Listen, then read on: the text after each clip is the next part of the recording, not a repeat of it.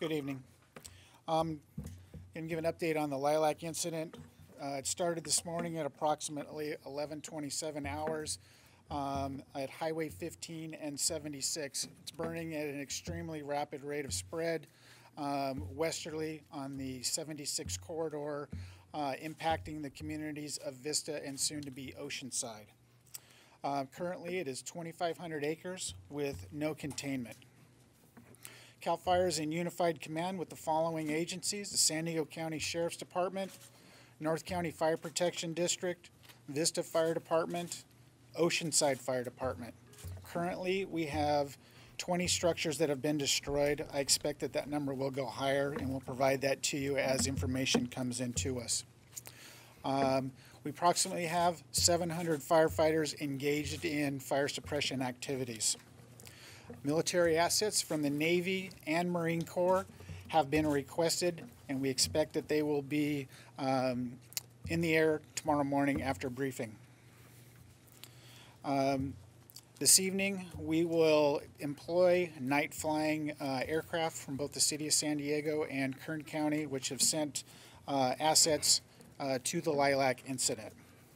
And lastly, we did have 2 civilian burn injuries today that have been transported to local burn hospital. Thank you. Sheriff Gore. Okay. And next up, we'll have Sheriff Gore giving a status of the evacuations and the law enforcement aspect of this emergency. Thanks, Chief. Thanks, Ron. Currently, we have approximately 70 deputies working this incident that are providing security for homes that have already been evacuated and working road closures in the area. We've had, during the afternoon, 3 of our Bell 205 helicopters dropping water on the fire. All afternoon, they drop about 375 gallons of water each time they make a run by there. We've also done 13,000 Alert San Diego notifications. We did that this afternoon. It's important to note that doesn't mean that that's 13,000 homes. That's 13,000 notifications. A lot of people might have their hard line in their phone, in their home, registered with Alert San Diego. They might have a cell phone, an email address, but we did 13,000 of those alerts to evacuate the area in the Bonsall area and along the 76 corridor. Just about 15 minutes ago, we issued another 10,000 alerts for those people, call them evacuation warnings, to be alert, to follow the news, to be prepared to evacuate if necessary. We're asking all the residents in that area to watch the news, stay on top of what's going on. You might not have that immediate notification, Alert San Diego. You might not have a deputy knocking on your door telling you to evacuate. We need you to be alert, be prepared to move, and self-initiate the evacuation if you think that's appropriate. If you have large animals in the area and you've got a warning, you might start that evacuation right now because that takes time, especially with the roads that we're dealing with out there. We've set up a overnight shelter has been set up at the East Valley Community Center, 2245 East Valley Parkway in Escondido. Now, there are temporary shelters for people that just need to get out of the immediate path of the fire at the Great Oaks High School, 3255 Deer Hollow Way in Temecula, and also the Carlsbad Forum, 1923 Calle Barcelona in Carlsbad. Again, it's incumbent on all the people that are in this I-76, or pardon me, SR-76 corridor to stay alert, watch the news, and if you feel it's appropriate, don't wait for some deputy to knock on your door. If you feel it's appropriate, self-evacuate, get out of the way of this fast-moving fire. Thank you, and I'll turn it over now to Holly Crawford. Good afternoon. My name is Holly Crawford. I'm director of the County of San Diego's Office of Emergency Services, and I want to give you an update on some of the things that the county, actions that the county has taken in response to these unprecedented fire conditions in our county today. First, the county's Chief Administrative Officer proclaimed a local emergency at 1:26 this afternoon due to the fire. The emergency proclamation will help our region become eligible for any needed state and federal resources as we move through this disaster. The county is also activated and fully staffed our emergency operations centers located here in the building that you're in now, and we have multiple agency representatives who are working in response to this fire disaster. Everyone should keep in mind that we are still facing extreme fire conditions throughout the entire county. The public should remain informed by checking sdcountyemergency.com, Ready San Diego on Twitter and Facebook, and CAL FIRE social media sites, and also your local news.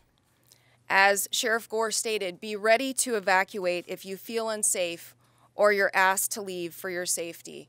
First responders make up less than 1% of our overall community. There are far more residents than there are first responders. And while they're out there doing heroic work, we have to do our part to be ready as well. This morning, after the fire broke out, the county issued its first WEA, or Wireless Emergency Alert. That's a federal alert and warning system that's governed by the FCC and FEMA. And that was in addition to the notifications that we sent out through Alert San Diego. This tool allowed us to reach residents countywide through their mobile carriers. We used the WEA alert because we knew that thousands of people were at risk, and this fire would cross multiple jurisdictional boundaries. And not everyone has taken the action to register their mobile phones with the region's mass notification system called Alert San Diego. We know that many people in the path of the Lilac Fire may own large animals, horses and livestock. People with livestock are encouraged to evacuate early and to be prepared to do so. The Del Mar Fairgrounds is opening up to accept those animals. Anyone who needs assistance with evacuations of large animals or livestock is asked to call the county's Department of Animal Services at 619-236-2341. Here are some things to keep in mind to help those people to prepare to evacuate, people that have livestock or large animals. They should map out primary and alternative evacuation routes and temporary boarding sites for livestock holding facilities. Horse owners should have a halter and lead line for each horse. And very important, owners of any livestock should post emergency contact information and also have identification on your pets, livestock, and other animals. Make sure that horses and other companion animals either have that microchip or the identification, as I stated. If large animals cannot be evacuated, determine whether they can be moved to a shelter or be allowed to remain in an outside enclosure. That concludes my comments. I'll turn it back over to Ron. All right. Well, before we take questions, I just want to remind everybody, again, we have an uncontrolled, fast-moving fire that's going down westward, down the 76 corridor and along the San Luis River. If any of you watching are in that area, within Oceanside, Vista, Bonsall area, you should be paying close attention tonight to the news. We may be in pay close attention to any evacuation orders you may get. This is not over. There will be additional evacuations tonight, undoubtedly.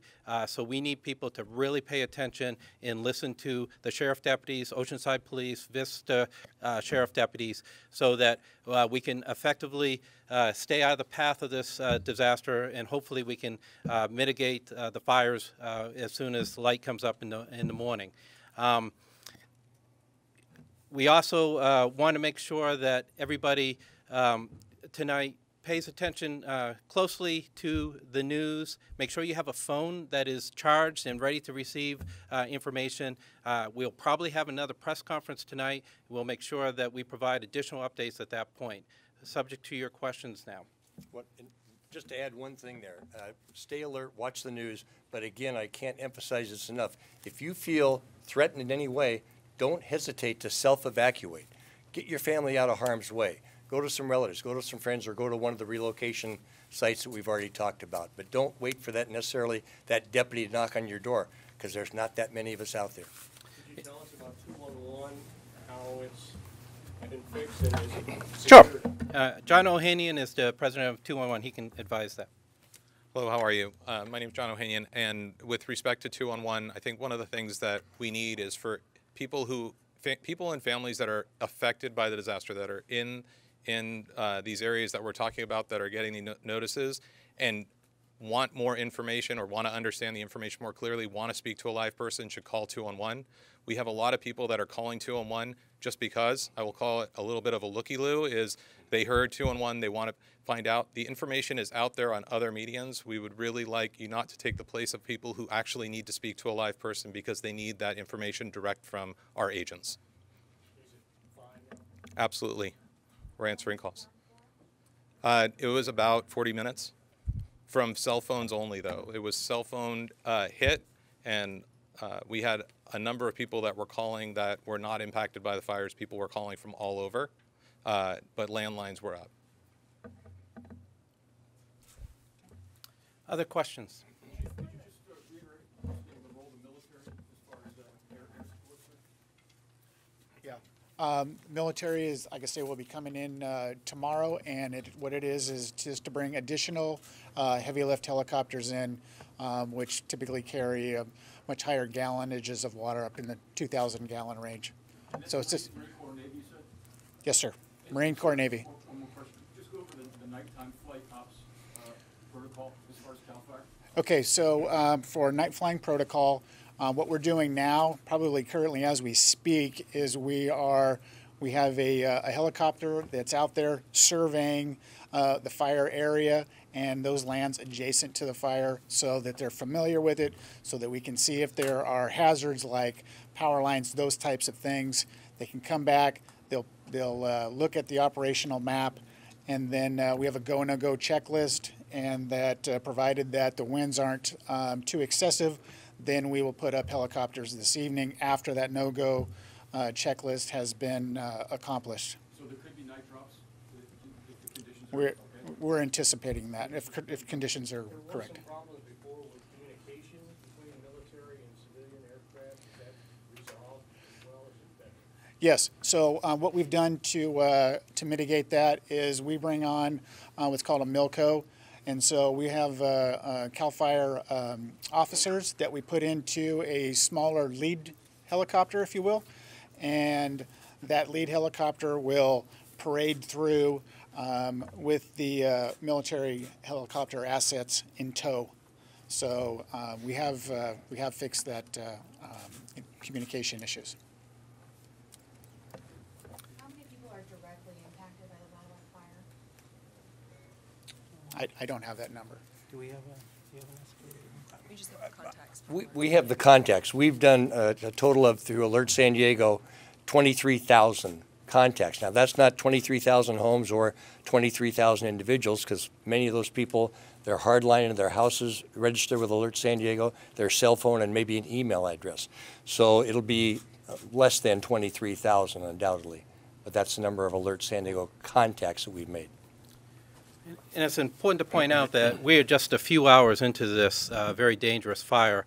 There's the populations of that community. There's over 300,000 people that live in the Oceanside, Vista, Fallbrook type area. So all of those homes, depending upon the winds and what happens tonight, have some risk. So we want to make sure that everybody who lives along the I-76 corridor is closely paying attention. This fire is not through, and certainly a lot more people will be impacted before this is over. This is a very dangerous period of time we're going through in the County of San Diego over the next 24, 48 hours. We have to be resilient. We have to work together. We have to look out for each other.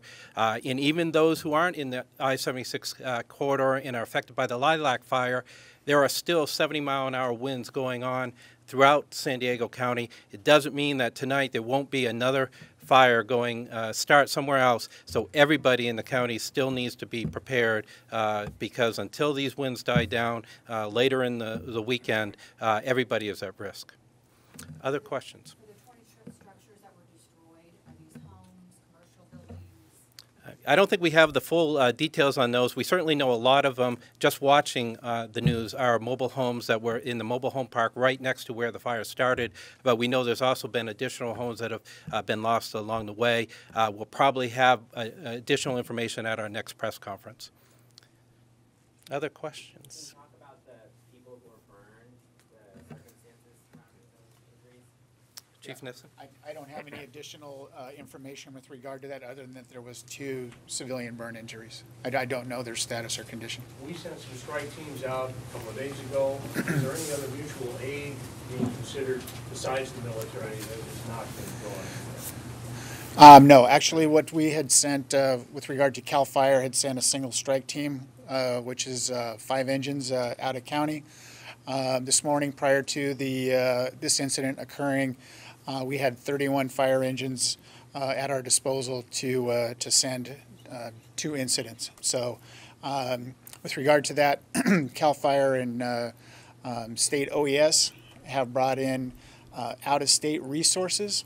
I believe the number is about 100 fire engines, and I believe that they're staged up in the Prado area. In what area, sorry? Prado, it's a camp in one of our camps in San Bernardino. Since the last major massive fire, I think when the Emergency Operations Center was open, was probably San Marcos, Poinciana. Can you kind of explain what you've learned since then and implementing some of the things you've learned into this fire? Take that. I think with each fire, there are new lessons, and I think that the quick response that you're seeing from the first responder community and the level of coordination and cooperation that you see here is a result of those previous disasters that we've been through. We've had the 2003 firestorm, the 2007 firestorms, and you were referring to firestorms that occurred in 2014, and with each of those events, there are things that we take away.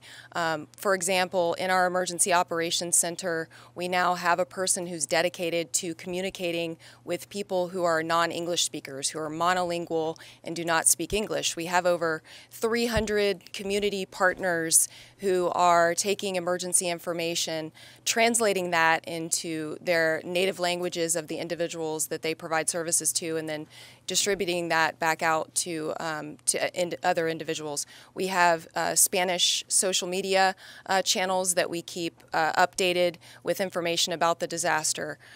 We have close coordination with 211 and the ability to use county workers for surge for our partnering agencies like 211. There are hundreds of child support workers who are able to supplement 211 operators and turn into 211 operators during a disaster. We also have hundreds of county workers who have volunteered to be shelter workers and shelter managers so that we're easily able to help Red Cross, another one of our critical partners, to open shelters during times of needs like what we're seeing now. So those are a few examples. And one other thing, too, really a very vigorous, aggressive education campaign. We've managed to get 400,000 cell phones registered with Alert San Diego. That hopefully will be a game changer in getting people ahead of these emergencies and getting them notified when they need to evacuate. What was the time frame, like 400,000 in the past? Well, I'd say there's a total of 400,000 cell phones now registered with Alert San Diego, and that's been through a really aggressive campaign to educate the public on the importance of registering cell phones, since that's basically how most people communicate now. Okay. Any other questions? All right. Thank you very much for attending this press conference. Again, we're going to continue to monitor events. It may be possible that we'll need to have another press conference tonight. Tonight, we will notify the media if that is the case that happens. In the meantime, this is an extremely dangerous time for the residents of San Diego, and we count on the first responders, the excellent work that they're doing, and all residents to do their part and to be especially vigilant tonight. Tonight is going to be a very long night for a lot of people in San Diego, and we appreciate your help. Thank you.